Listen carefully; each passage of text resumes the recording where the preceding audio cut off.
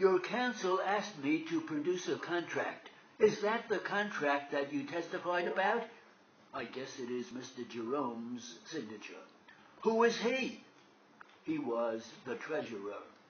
When did you prepare this exhibit, Plaintiff's Exhibit 6? A couple of months ago. And the accident happened when? 1994. Did you make that from any records? As far as I remember it, it is exactly as it looks. You are relying on your memory? If you get the plan, I will show you exactly it is like that. Did you prepare it from the plan? No, not from the plan. When you prepared it, you did not see the plan? No. You relied solely on your memory? Yes. Did you rely on your memory of the plan or as you saw it at the time of the accident? On the plan, because I have been handling the plan every day for 6 months. You did not rely on your memory as to how it was at the time of the accident? Yes, on my memory of how it was at that time.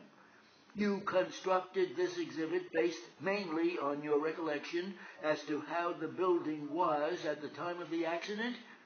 Yes. Do you remember how many planks there were leading in from the sidewalk? There were 4 rows, but how many joined, I don't know. All the way through, it takes about 50 feet. It might be 30 planks. I don't know how many are required. You think there might have been 30? I didn't measure how many.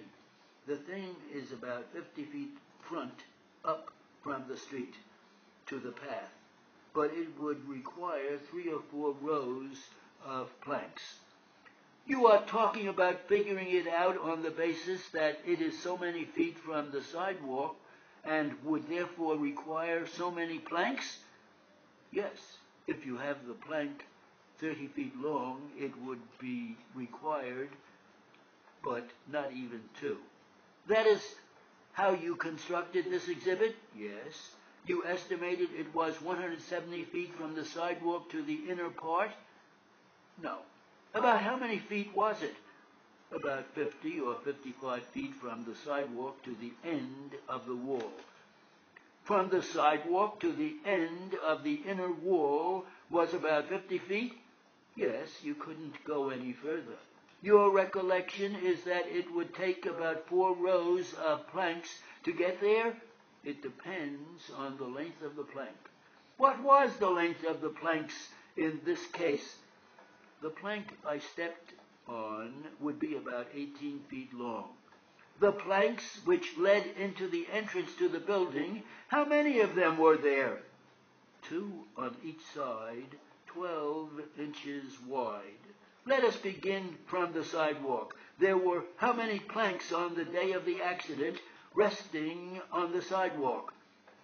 On the sidewalk? Yes, I didn't see any on the sidewalk.